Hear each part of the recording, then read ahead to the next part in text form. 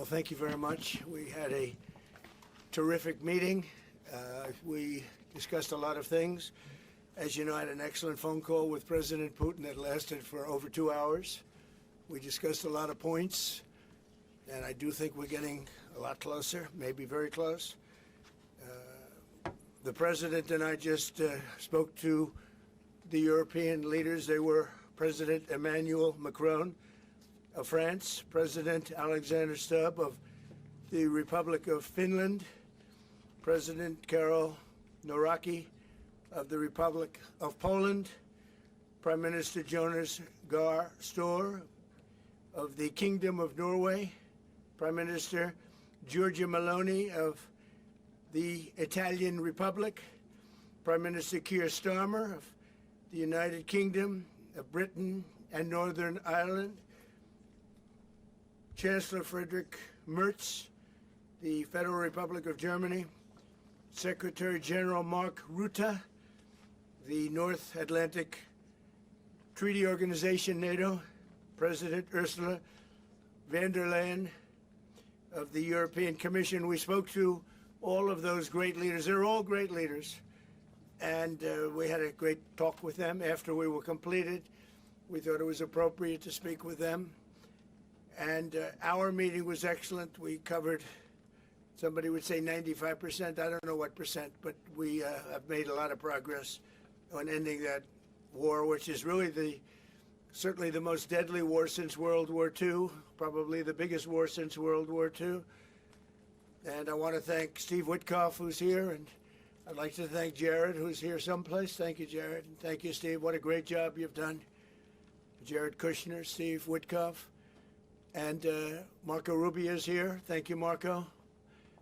And Pete Hegseth is here. Those two people are doing an unbelievable job. And the four people on this one are doing, I don't think anybody could do it. And we'll see if it gets done, but it's very close, certainly. Nobody would even have a chance of getting it to where it is right now. Nobody would have thought that was possible. So I just want to say we've done very well. We've had discussions on just about every subject. And that includes with President Putin before. And we went into great detail, and we likewise went into great detail today. And it was an honor to have you at Mar-a-Lago and have lunch. I hope you enjoyed the food. Your people enjoyed the food, I can tell you that. You're big, strong people. Your general over there looks like central casting. I want to also, by the way, speaking of generals, we have a great general. General Raisin Kane, who is here someplace. Thank you. General, thank you very much. He's great. So, Mr. President, maybe you want to say a few words, and then we'll speak over the next couple of weeks. We'll speak probably quite a bit, but we'll speak tomorrow. Thank you very much. Appreciate it. Thank you so much, Mr. President. Thank you. Thank you for everything. Dear colleagues, first of all, I would like to thank President Trump for a great meeting at this amazing place in his home in Mar-a-Lago. And we had a really great discussions on all the topics, and we appreciate the progress that was made by American and Ukrainian teams in these recent weeks. Special thanks to Steve Witkoff and Jared Kushner, and thank you to for their engagement and full commitment, and also to our team, and first of all to Rustem Umerov and General Gnatov, and to all our teams. And we discussed all the aspects of the peace framework, which includes, and we have great achievements, 20-point peace plan, 90% agreed, and U.S.-Ukraine security guarantees, 100% agreed. U.S.-Europe-Ukraine security guarantees, almost agreed. Military dimension, 100% agreed. Prosperity plan being finalized, and we also discussed the sequencing of the following actions. And we agree that security guarantees is the key milestone in achieving lasting peace, and our teams will continue working on all aspects. We also had a joint productive call with European leaders, like President Trump said already, and a lot of leaders, including NATO and the EU.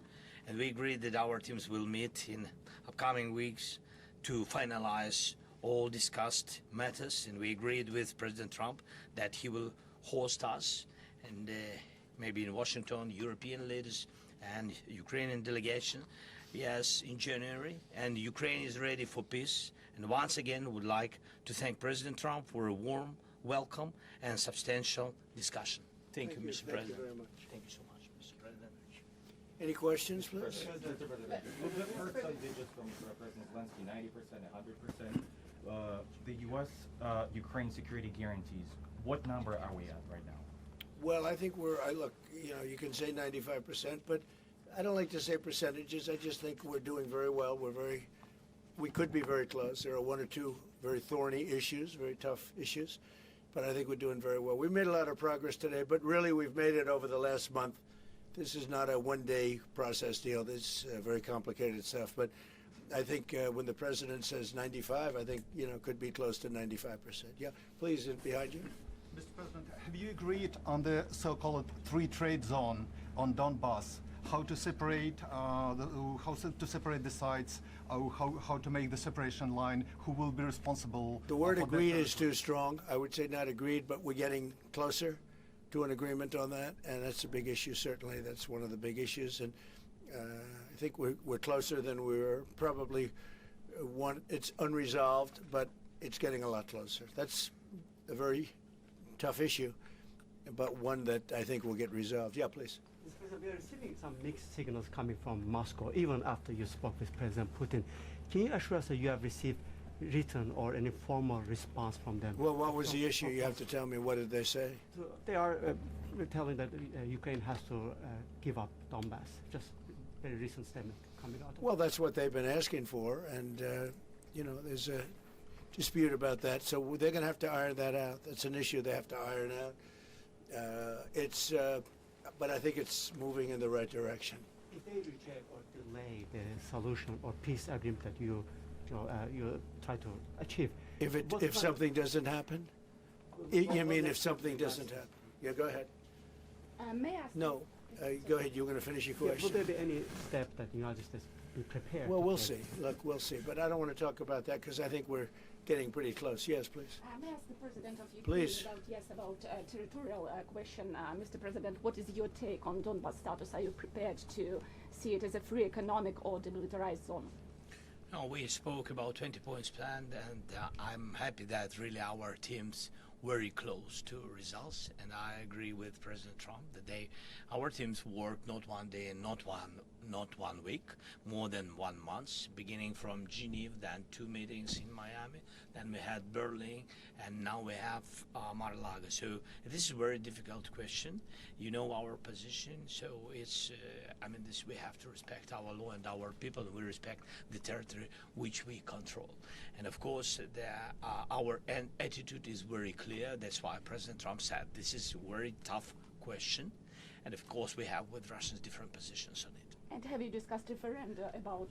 No, when we speak about referendum, we spoke that it's one of the key. We can have referendum on any kind of points of this plan. I said that we can use referendum like for the plan, or we cannot use referendum. It's one of the key. We can use, this possibility of Parliament to vote according to the law or to have referendum. Doesn't matter. This referendum, if the plan will be very difficult for our society, very difficult, of course our society has to choose and has to vote, because it's their land, the land not of one person, it's the land of our nation for a lot of generations. They'll probably have to get their plan approved by Parliament or by referendum of the people. You would think that they want, I know they had a poll that it's 91% in favor of ending this war, so they want to end it like everybody wants. Russia wants it ended, everybody wants it ended, and we want it ended. I want it ended because I don't want to see so many people dying. We're losing, massive numbers of people, the biggest by far since World War II. So we want to see it ended, absolutely. President Yes. Trump, you said at the top that you plan to speak again tomorrow. Is that correct? I might. It depends on what happens tomorrow. If there's an additional something to add, otherwise there's no reason to. We're in the process. Jared and Steve are working very hard to get something done, and if there's something that comes up, I'd speak, but otherwise I don't think there's any reason to. In your mind, sir, what are the thorniest issues still unresolved after the? Well, I think the land you're talking about, some of that land has been taken. Some of that land is maybe up for grabs, but it may be taken over the next period of a number of months, and you're better off making a deal now. Look, let me tell you, they have been very brave. They fought very hard and continue to fight very hard. and do tremendous damage. But Russia would like to see it end, and Ukraine would like to see it. And I think it's time to end. And a lot of very brave people, a lot of people that are dead right now, unfortunately, because I've said, and nobody's disputed it, that if the election weren't rigged and stolen, 2020, you wouldn't have had this war. It would have never happened. And it didn't happen for 4 years. Never was even thought to happen. And I spoke with President Putin. I got along with him very well, despite the Russia hoax, which was a total hoax. He used to say, what is going on over there? But it was a total hoax, as he knew and as I knew. But I spoke to him, and we'd talk about Ukraine. I've said it before. It was the apple of his eye, but he wasn't going to do anything about it. He didn't do anything about it until I was gone, and then a lot of really bad statements were made by people, by a lot of people, I guess, but by a certain president that we had who was a disaster. Mr. Yes. President, do you anticipate going to Ukraine if you can get to an agreement? And I know I'd you have no said problem earlier, with doing it. You know, I have no problem with doing it. Don't anticipate it. Would like to get the deal done and not necessarily have to go. I've offered to go and speak to their parliament. And, you know, if that would help, I don't know if that would help. I think it would probably help, but I don't even know if that's... You're welcome. Yeah, no, I know. Always. So I'm not sure that it would be really necessary, but if it would help save 25,000 lives a month or whatever it may be, I would certainly be willing to do that. Yeah, please. No, behind you. And how about Are you, where are you from? from Ukraine? Good, I had a feeling. Public broadcaster. Good. And how about Zaporizhzhia nuclear plant? Have you discussed this question? On what? Zaporizhzhia nuclear plant. Yeah, we discussed that at length today. As you know, it's in pretty good shape. It can start up immediately, almost immediately. And it's one of the things I discussed with President Putin. And they were talking about the nuclear plant. It's probably the biggest in the world, just about the biggest anywhere in the world. Can you believe that? And President Putin's actually working with Ukraine on getting it open. He's been very good in that sense. He wants to see that open. And he hasn't hit it with missiles, hasn't hit it with anything. It's a big danger to do that for everybody. But they're working together to try and get it. It can open very quickly. It's in pretty good shape.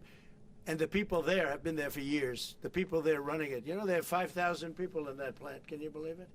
I learned that today. 5,000 people. It's the biggest plant of its kind in the world. And they're working together to get it opened. They could maybe get it open quickly. That's a big step when he's not bombing that plant. It's a big step. Mr. President, in the readout from Moscow, they talked about the creation of some working groups.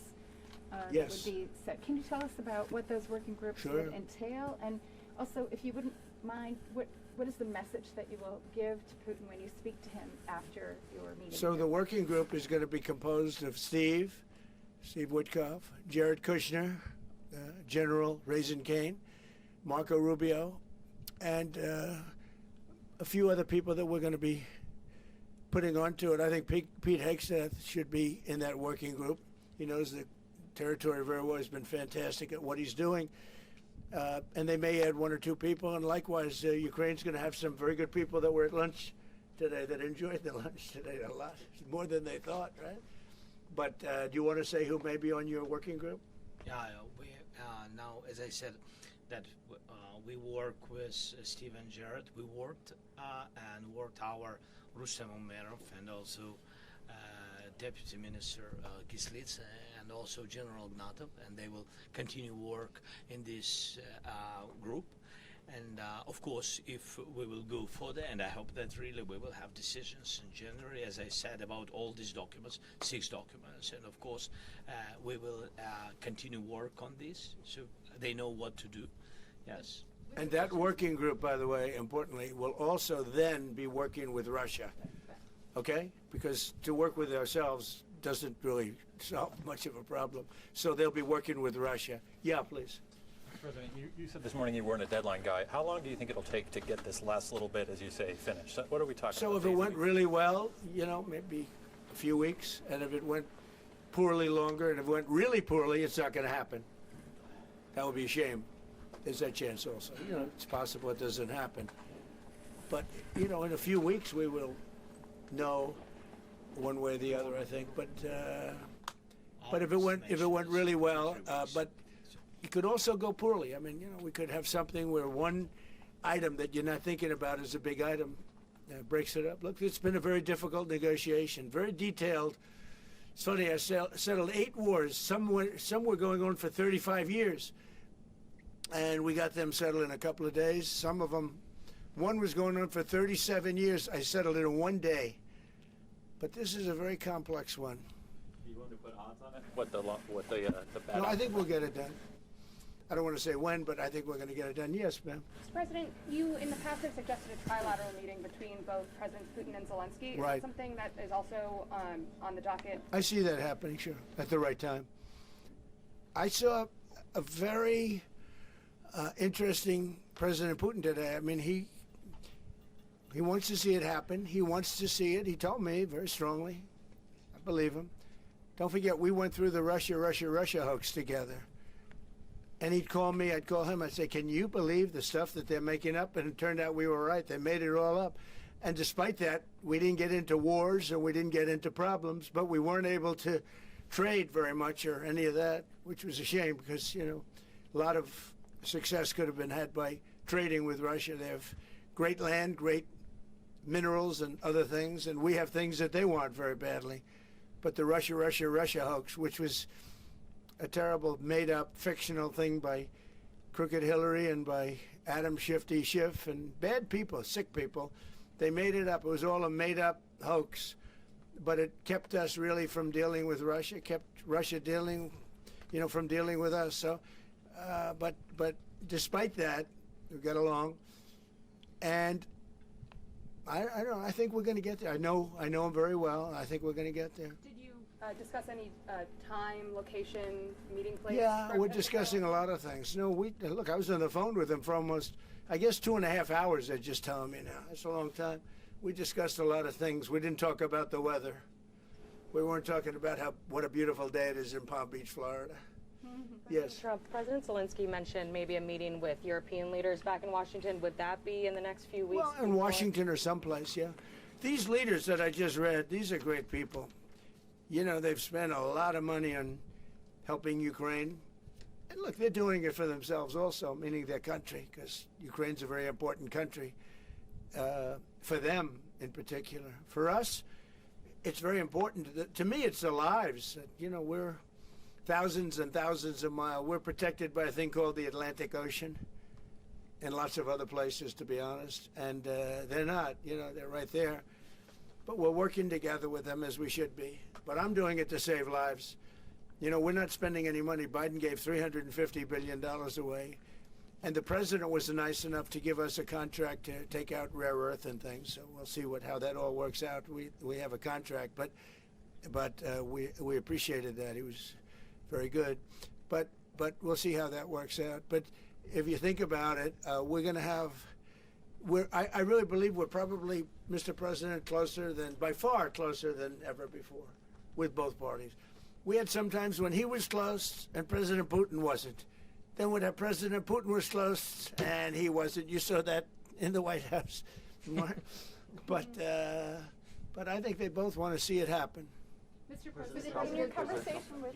You're saying that, you've said multiple times that you want to stop the killing, and nearly 100 American citizens died in Ukraine on the battlefield. What's your message to their families whose loved ones died fighting for Well, look, I mean, the message is so obvious. It's what a shame. They died in a foreign country. And some are celebrated people. They're very celebrated. But so sad that a thing like that would happen. Yes, ma'am. President Trump, obviously security is a major issue for the Ukrainians. Right. Did you offer any promises, any assurances today? Well, I did. We want to work with Europe, and Europe is going to take over a big part of it, as you can imagine. You know, they're right there. But we're going to help Europe 100%, like they'd help us. Yes, ma'am, you were going to say something? Yeah, I was just going to ask, when your conversation... Who are you with? Andrea Shalal with Reuters. That's what I thought. Yeah. So in your conversation with President Putin, did you discuss what responsibility Russia will have for any kind of reconstruction of Ukraine post an agreement? I did. And they're going to be helping. Russia's going to be helping. Russia wants to see Ukraine succeed. Once it sounds a little strange, but I was explaining to the president, President Putin was very generous in his feeling toward Ukraine succeeding, including supplying energy, electricity, and other things at very low prices.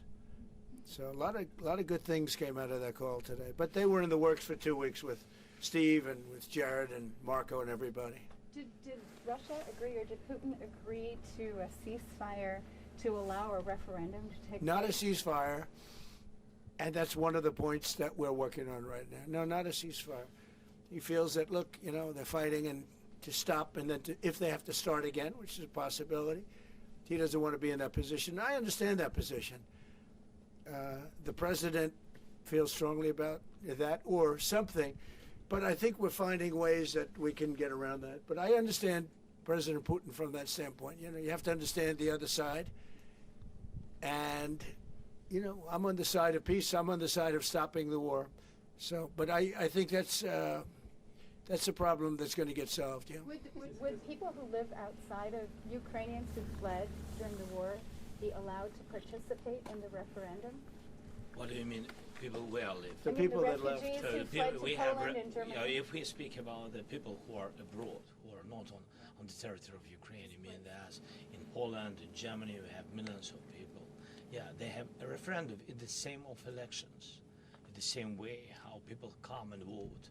They have rights for this, and of course they have to come. That's why if we will come to referendum, yes, if we will come to such decision, people need infrastructure for this, and it's not simple. And that's why we spoke about it. It can't be in one day, very quickly. It's difficult because we need infrastructure. When you have millions of people, you have to build it in Europe, mostly in Europe for today. President Trump, I know you sound an optimistic note here, but what happens in a few weeks if things sputter? What are you prepared to do? They keep fighting, and they keep dying. No good. But if things don't happen, they keep fighting, and they keep dying.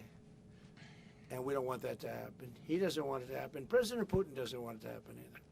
Okay? Thank you very much, everybody. Thank you. Appreciate it. Thank Great. you, sir. Thank you. Thank you, sir. Thank you. And thanks for lunch. I don't know. Was it a good lunch? Yes, sir. There's no lunch. He walked in. He said, "This place is gorgeous." I don't think he wants to go to the White House anymore. That's the problem. I'm ready to go to the White House. I know.